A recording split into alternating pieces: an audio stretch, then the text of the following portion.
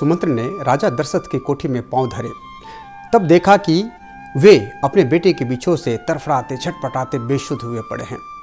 उन्हें प्रणाम कर सुमंत्र ने राम का दिया हुआ संदेशा ज्यों का त्यों सुनाया। वह सुना था, इतना ही सुनना था कि राजा दशरथ सुध-बुध होकर धमाक से धरती पर गिर गए। उनका गिरना था कि सब लोग हाय हाय करके गला फाड़ फाड़ कर चिल्लाते हुए रो उठे। नमस्कार, मैं दिनेश गुप्ता आपके समक्ष आज ले आया हूँ भरत के चरित्र को देखते हैं कि हम उसमें क्या ढूंढ पाते हैं। दूसरी बात, हम प्रसंग आज वहाँ से शुरू करेंगे कि राम लक्ष्मण से जानकी को सुमंत्र गंगा नदी के उस पार छोड़ करके वापस आ गए हैं और यह दृश्य अयोध्या में है। सुमंत्र को अयोध्या पहुँचते ही देखिए किस हिसाब से क्या चीज़ अयोध्या का परिदृश्य बदलता है। लौट आने को तो सुमंत्र अयोध्या लौट आए, पर ऐसे लौटे जैसे उनका सब कुछ लूट लिया गया हो, सब कुछ खो गया हुआ हो। उनका रथ सोना था, उस पर न राम थे, न सीता, न लक्ष्मण। सांझ के बेला में अयोध्या में पहुंचने पर उन्होंने देखा कि सारी अयोध्या भाई भाई कर रही है, सूनी उजरी सी पड़ी है, चारों ओर सन्नाटा छाया हुआ है। रथ आया देखते ही अनगिनत लोग घर से बाहर निकल आए। निकल कर यह पूछते हुए उनकी ओर लपक पड़े, राम जी कहाँ है, लक्ष्मण कहाँ है, सीता कहाँ है। सुमंत्र के मुख से बस इतनी ही बोल निकल पाया, गंगा जी के तट पर पहुंचकर राम लक्ष्मण ने मुझे लौटा दिया और नाव से उस पार उतर गए। अब तो चारों ओर हाय हाय हाय राम कहकर सब लोग सिर धुनकर रोने लगे, बिलखने लगे।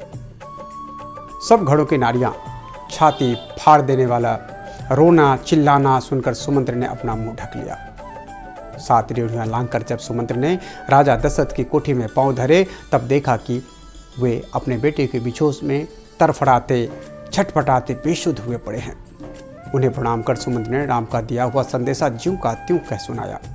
वो सुनना था कि राजा दशरथ सुध-बुध होकर धमाक से गिर गए। उनका गिरना था कि सब लोग हाय हाय करके गला फाड़ फाड़ कर चिल्लाते हुए रो उठे।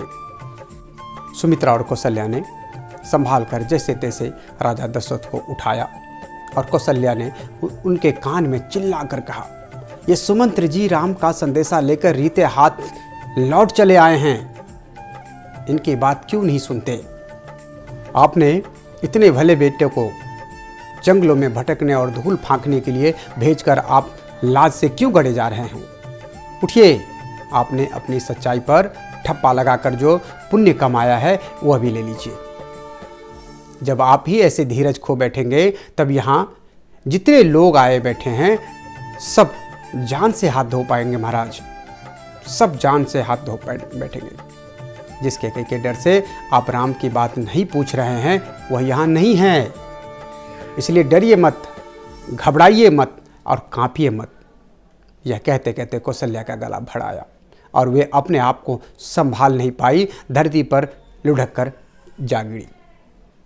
उन्हें गिरते ही राजा दशरथ को बेसुध पड़े देखकर तो सब रानियां चारों ओर से उन्हें घेर कर हाय हाय करने लगी, रोने पीटने लगी, जिसे सुन सुनकर अयोध्या के बूढ़े जवान सब लोग और लुगाइयाँ महिलाएं पुरुष छाती पीट पीट कर रो उठे।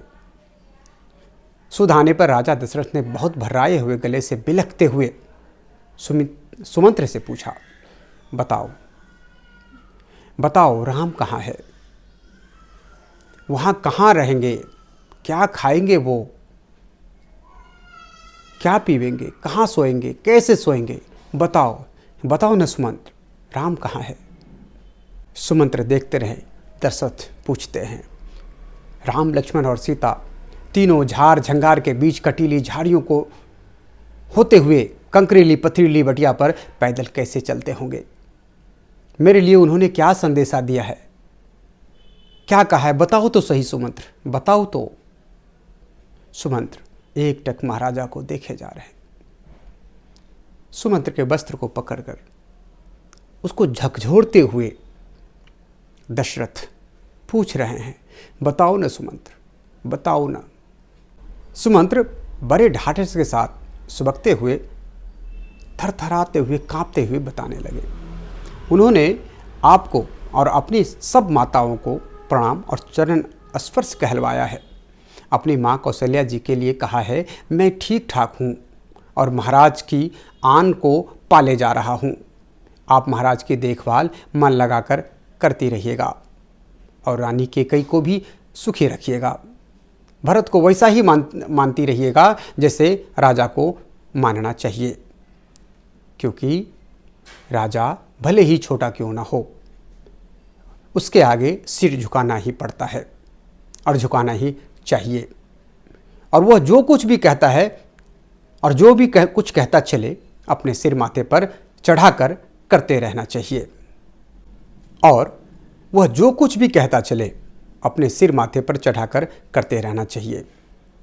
फिर छलकती हुई आंखों से भरत के लिए कहा कि मेरी माँ को भी अपनी माँ समझते रहना।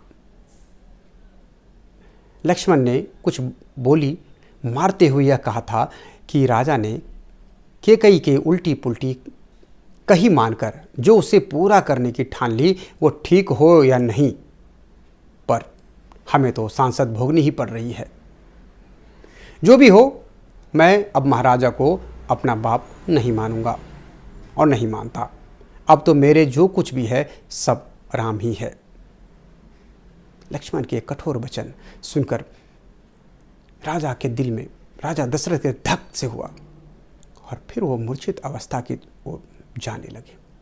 सुमंत्र संभालने की कोशिश करने लगे, चूंकि लक्ष्मण ने इतना कठोर वाणी ही बोल दिया था। लक्ष्मण गुस्से में थे, लक्ष्मण का गुस्सा शांत नहीं हुआ था और दशरथ फिर बेहोशी अवस्था में लुढ़ के जा रहे थे।